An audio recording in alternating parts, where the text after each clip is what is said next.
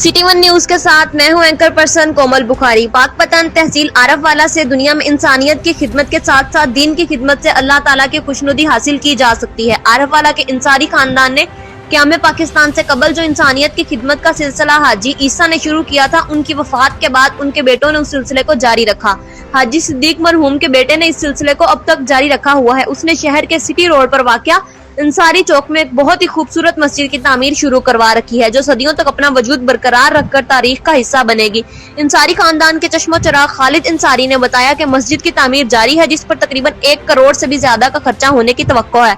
अहम बात है कि इसका तमाम खर्चा इंसारी खानदान खुद बर्दाश्त कर रहा है। रिपोर्ट हसन बुखारी से।